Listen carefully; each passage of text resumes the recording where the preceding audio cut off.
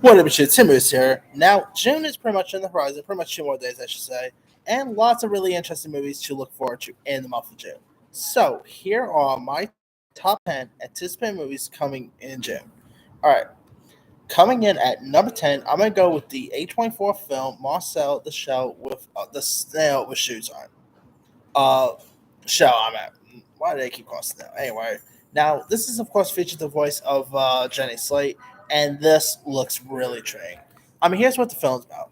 It's about Marcel, a one-inch tail shell, searches for his family with the help of a documentary filmmaker, and this looks really interesting. I mean, if you think of a film about like a talkie, I always keep thinking it's a snail, but it's a shell. A movie about a talking shell trying to look for his family. I mean, something about this actually looks really intriguing. I mean, looks. I've already said this on when I talk about the trailer for this. This looks like if A24 and Pixar, got together and made a film. This is what we got, and it looks really intriguing. Uh, it's pretty much mixed animation with a live action, which I think is usually interesting. So I think this movie has it looks really special, and I've been really digging the trailer. So I'm really intrigued to see where they're gonna take this one at. All right. Coming in at number 9. Now, the film for this actually just got its release date um, for June, and it is The Man for Toronto. Now, this is a new comedy that's a new Netflix comedy, I should say, that stars Kevin Hart and Woody Harrelson, and it's about screw. It's pretty much like in the vein of Trading Places in a weird way. It's about Screw Up is forced to team up with an assassin after the two are confused for one another while staying at an Airbnb. You also got Kelly Cuoco's in this, Ellen Barkin. It actually haven't seen the trailer. They haven't released the trailer yet, but this actually sounds really fun. I mean, seeing Kevin Hart pair off with Woody Harrelson should be interesting. I mean, it's a shame that this is going straight to Netflix rather than theirs, but hey, maybe it'll be worth it. Just watching it online. Who knows? But it looks like something that could be really intriguing. All right, coming in at number 8, I'm gonna go with the Apple film Cha Cha Real Smooth. Now, this film also has a really interesting cast. Of course, it premiered at Sundance with some really good reviews. It's about a young man who works as a bar mitzvah party host, strikes up a friendship with a mother and her autistic daughter. It stars and is directed by Cooper Rayev and stars the likes of also stars Dakota Johnson, Leslie Mann, Brad Garrett, and this actually looks something like could be really intriguing. I mean, Apple has been killing with his film genre. Of course, its first ever film. Of course, this movie, Coda. Why did I freeze up on the name? The movie Coda, of course, was the first ever streaming film to win the Oscar for Best Picture. I don't know if this is on the same level as a Coda, but it does look really intriguing. I think the chemistry between Cooper and Dakota should be interesting. Now, I know lots of people are not really fans of Code because of 50 Shades and everything, but I think she has turned some really good performances, whether it's The Lost Daughter, whether it's Peanut Falcon. I think she's a really cool actress, so I'm looking forward to see how good she's going to be in this. All right. Coming in at number 7, I'm going to go with The Black Phone. Now, this, of course, is based on a book by not Stephen King, but his son, Joe Hill, which I think is interesting. And this looks like it could be something really cool. I mean, you got Ethan Hawke playing the bad guy. I mean, this is an interesting year for Hawke. I mean, he literally played the bad guy not one but twice this year. One, of course, in Moon Knight, and now in the Black Phone. And I haven't seen the movie yet, but it has, of course, released at a couple of film festivals and everything, like Sundance. They actually played this thing at CinemaCon, and it has gotten some really cool reviews. So I'm really looking forward to check this one out. Directed by Scott Derrickson, coming off of Doctor Strange. I think this movie could be really intriguing to check out. All right. Number 6, I'm gonna go with Spiderhead. Now, of course, Joseph Kosinski, who has Top Gun Maverick out right now, also has a new film coming out this month, and that is he literally has not one but two films literally this summer.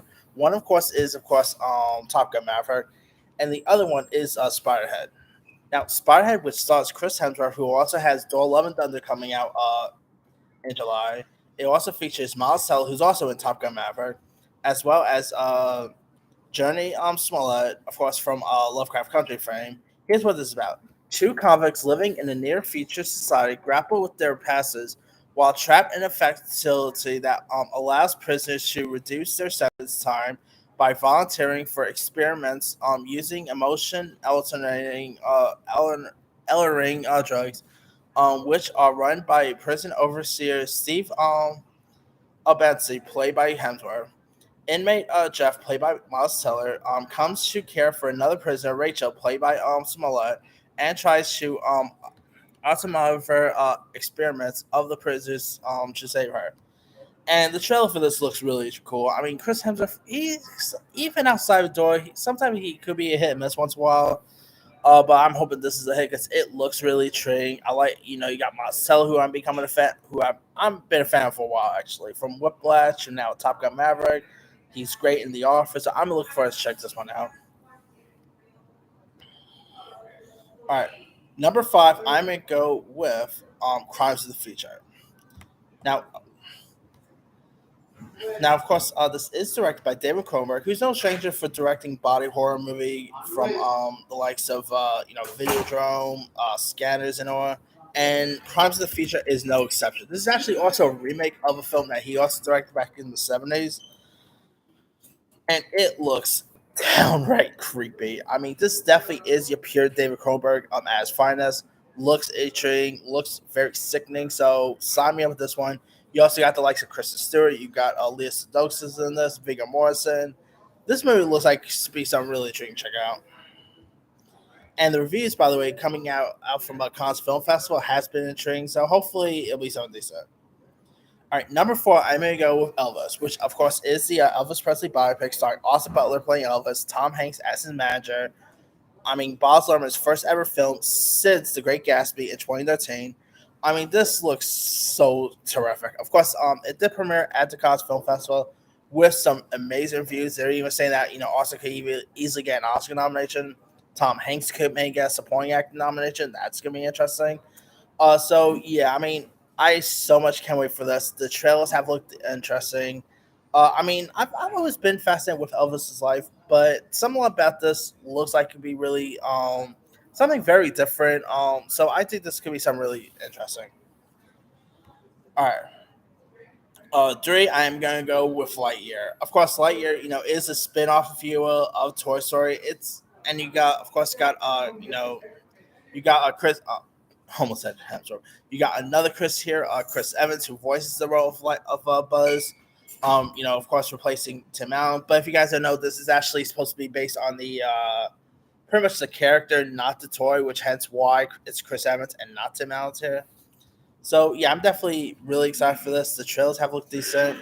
Pixar. I'm glad that Pixar has finally released their movies to theaters rather than straight to Disney Plus because they've been pretty odd with that now lately.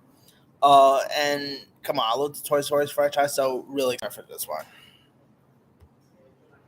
All right, number two, I'm gonna go with Hustle, which is a basketball Netflix film that is produced by LeBron James, starring Adam Sandler, Queen Latifah, Robert Duvall, and this is like very pure Adam Sandler. This is definitely not his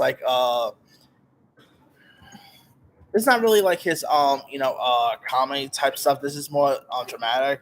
And if you guys don't know much about the story here, it's about former basketball scout tries to revive his career by recruiting a player with a check pass from overseas to play in the NBA.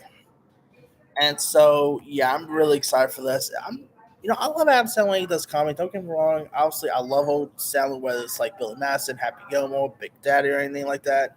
But when he gets like tackles, dramatic territory, whether it's Rain Over Me, Uncut Gems, he could do it perfectly. And how has he not got an Oscar nomination yet? It's still beyond me. I don't think this is going to be the one to get him one. I mean, if he couldn't get one for Uncut Gems, don't know if he'll probably get one for this one. But I'm really extremely interested to check this one out. Hopefully, it'll be something decent. I'm actually going to be actually seeing this one in theaters rather than Netflix, so I'll have my review out when I do see it. All right. My number one anticipated movie of June is obviously Jurassic World Dominion. I mean, I'm a hardcore Jurassic Park fan. The Jurassic Park franchise have always put a place in my heart, so I'm definitely excited to check this one out. You got the original three, like Sam Neill, Laura Dern, and Jeff Goldblum were in this. Of course, you got Chris Pratt returning. You got Bryce Dallas Howard. So I'm super pumped to see this one. I'm glad it's finally coming out. Because of course it's been in the pipeline for a while because of pandemic and everything. So I'm glad it's finally still making its release in theaters and not a streaming platform. So that's cool, I guess.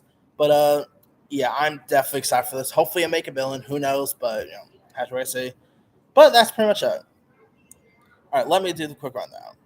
10, Marcel the Shell with Shoes On. 9, The Man from Toronto. 8, Cha Cha Real Smooth. 7, The Black Phone. 6, Spiderhead. 5, Crimes of the Future. 4, Elvis. 3, Lightyear. 2, Hustle. And number 1 is Jurassic World Dominion. Now, there's a few other ones I probably could have added as well. Let me pull some other films here. All right, Watcher looks pretty decent. The Film of the Open looks good. Fire Island, Hollywood Stargirl. Let's see. The Jennifer Lopez documentary Halftime looks like could be interesting. Brian and Charles. Good Luck to You, Leo Grande. Jerry and Marge Go Large. So lots of interesting stuff to look forward to in the month of June. But let me let you guys. What is some of your anticipated movies coming out in June? Drop comments below. Don't forget to like, subscribe, hit that bell for notification. This is Simon signing out.